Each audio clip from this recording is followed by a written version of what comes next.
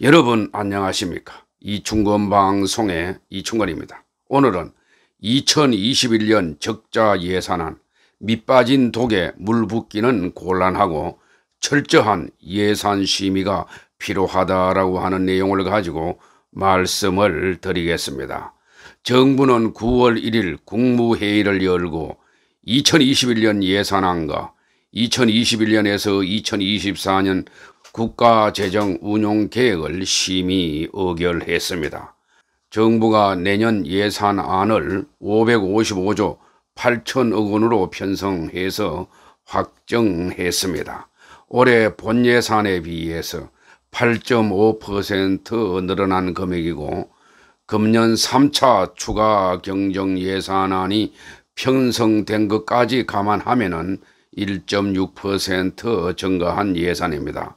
정부는 코로나19 사태를 핑계로 계속 적자 예산안을 편성하여 지출하고 있습니다. 내년 적자가 사상 최대 규모인 72조 8천억 원으로 늘어나게 돼서 밑빠진 독에 물 붓기식 예산 지출이 아닌가라는 우려도 커지고 있습니다. 정부가 예산한 내년 수입은 483조 원으로 올해 예상되는 수입인 470조 7천억 원보다 약 2.6% 증가하는 것으로 계획을 했습니다.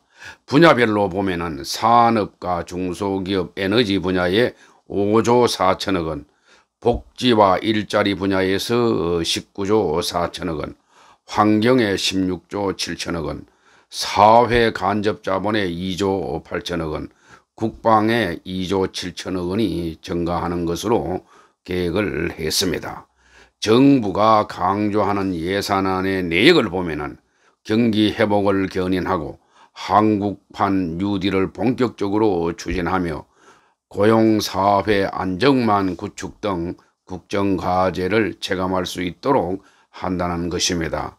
경제 회복을 위해서는 고용유지지원금을 46만 명에게 지급할 수 있는 규모인 1조 3천억 원을 편성하고 지역상품권과 소비 쿠폰에 1조 8천억 원을 투입합니다. 한국판 뉴딜 관련해서 데이터 센터, 차세대 통신, 신재생 에너지 등 신사업 육성에 9조 2천억 원을 투입한다고 합니다. 생계급여에는 부양 의무자 기준이 사실상 폐지되며 노인과 한부모 가구 등 15만 7천 가구가 내년 최대 월 146만 원의 생계급여 지급 대상에 포함됩니다. 건강보험에 대한 국고지원도 11조 원으로 올해 10조 2천억 원보다 2천억 원 확대되고 기초연금 수급자 전부 30만 원을 받게 됩니다. 산업 생태계 조성이나 성장 잠재율을 증가시킬 예산은 적고 여전히 선심성 복지비 지출이 많습니다. 문제는 예산 투입의 우선순위와 효과입니다. 보건복지 고용 분야 예산이 전체의 절반에 가까운 200조 원으로 늘어났습니다. 그중 고령층에 일시적 일자리를 제공할 뿐이라는 지적을 받아온 공공일자리 예산이 또다시 크게 늘어났습니다. 소비 촉진과 관련해서 지속적인 효과가 의문시되는 지역상품권 발행 예산도 올해 9조 원에서 15조 원으로 늘어났습니다.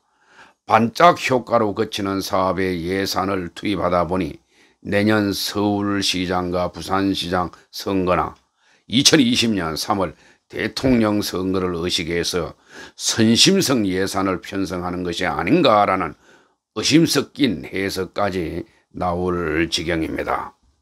정부가 마련한 예산안이 그대로 시행된다면 내년 국가빚은 945조 원으로 늘어납니다.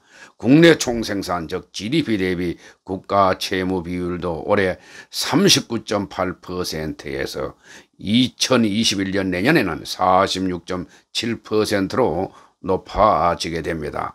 이런 속도로 간다면 박근혜 정부로부터 나라 빚을 660조 원가량 물려받은 문재인 정부가 다음 정부에는 1000조 원 이상의 빚을 넘겨주게 됩니다. 자기 임기 중에 선심성 포퓰리즘 정책을 취하고 다음 정부에 많은 부담을 주는 것은 아주 잘못된 것입니다. 정부는 경제협력개발기구 즉 OECD 주요 회원국들에 비해서 우리의 재정이 건전하다고 주장하지만 단순 비교하는 것은 나무를 보고 숲을 보지 못하는 우를 범하게 됩니다.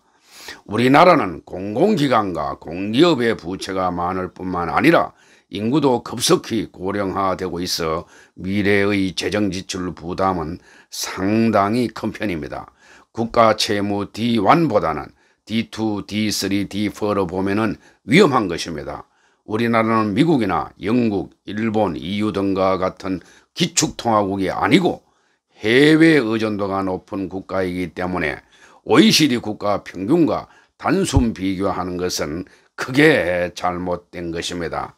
또 어떤 사람들은 일본의 부채 비율이 230% 이상 높기 때문에 우리나라는 괜찮다고 하는데 이는 일본 경제를 너무 모르는 한심한 자들의 이야기라고 저는 생각합니다. 일본 부채 비율 높은 것도 곧 제가 유튜브로 방송할 예정입니다. 저성장이 고착화되고 세수 감소까지 걱정되는 마당에 예산 지출을 무작정 늘리다 보면은 재정 건전성도 악화되고 성장 활력도 떨어지는 악순환에 빠질 수가 있습니다. 정부의 경제 성장률 전망마저 번번이 빗나가고 있는 이런 때에 국회의 예산 심의는 그 어느 때보다도 중요합니다. 초슈퍼 예산을 소비 진작과 성장 잠재율을 높이는 데 가장 효율적으로 사용할 수 있도록 예산 투입 대비 효용을 하나하나 다시 따져봐야 할 것입니다. 제1야당도 야당다운 역할을 하지 못하고 있으니 참으로 걱정입니다. 그나마 안철수 대표가 정부를 향한 쓴소리가 참고할 만하다고 생각을 합니다.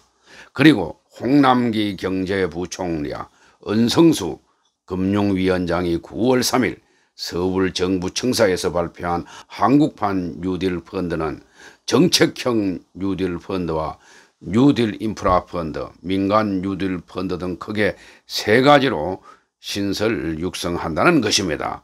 정책형 뉴딜 펀드는 정부와 정책금융기관이 5년간 각각 3조 원과 7조 원을 출자하고 민간에서 13조 원을 조달해서 총 20조 원 규모로 조성된다는 것입니다.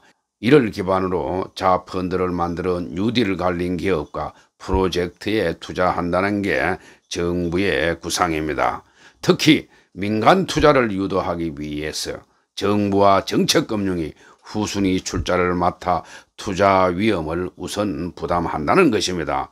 투자 상품에 손실이 나면 정부와 정책금융기관이 어느 정도 보전해 준다는 뜻입니다.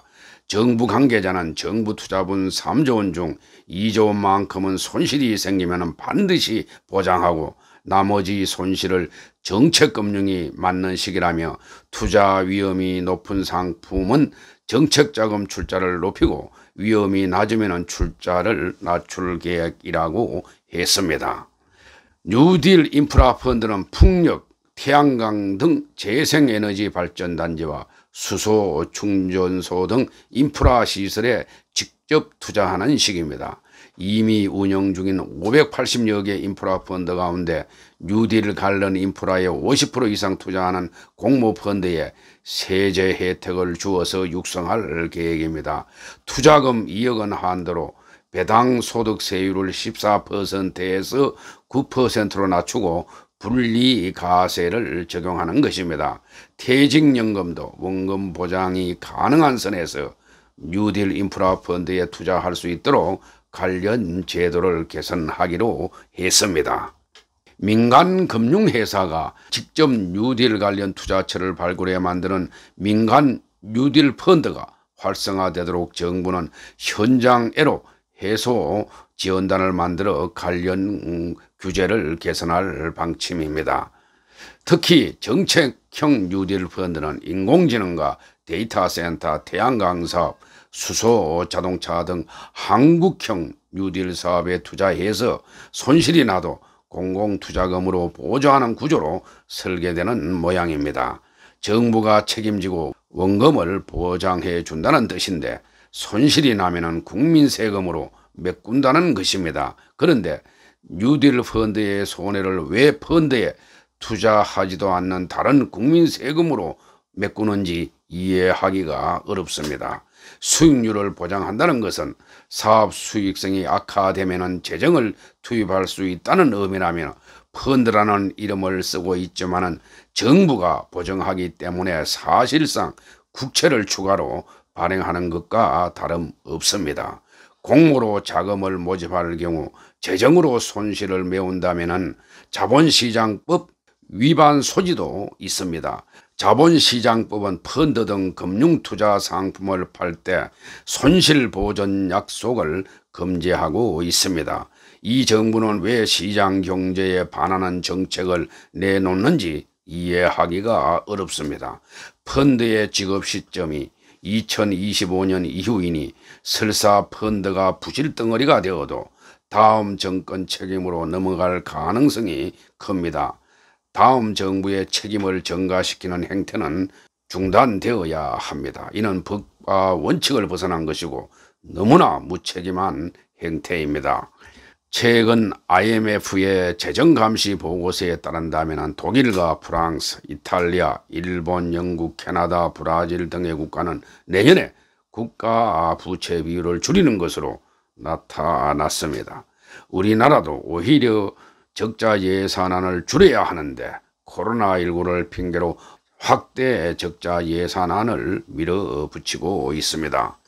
또 정부는 9월 2일 2020년에서 2024년 국가재정운용계획을 통해서 2024년 국가채무 비율을 58.3%로 예측했는데 이후 6년간 20%포인트 가까이 급증하는 것으로 보았습니다. 이는 정부가 직전 장기 재정 전망 보고서인 2015년 판에서 예측한 2030년 전망치보다도 30%포인트 크게 높은 수치입니다. 정부는 2045년 국가 채무 비율이 99%로 정점을 찍은 뒤에 차츰 떨어져 80%대로 안정될 것이라고 전망했습니다. 5년 전 예측 결과보다 30%포인트 급증한 수치로 현 정부들의 복지 지출이 급증하고 경제 성장률이 저하했기 때문입니다. 또 2045년에 정점을 찍고 감소하는 것으로 보는 것도 문제가 있습니다. 고정성 사회복지비가 많아 감소되기는 어려울 것으로 저는 전망됩니다.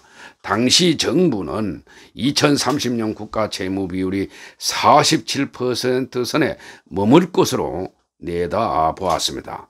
내년 예산안에 반영된 2021년 국가 채무 비율이 46.7%라는 점에서 9년이나 앞당겨진 것입니다. 이를 국가 채무 D1이 아닌 다른 국가와 비교 가능한 국가 채무 비율인 D2와 D3로 보면은 더 심각해집니다. 특히 이충건 방송 104회차에서 방송한 바와 같이 D4로 보면은 약 108%나 됩니다.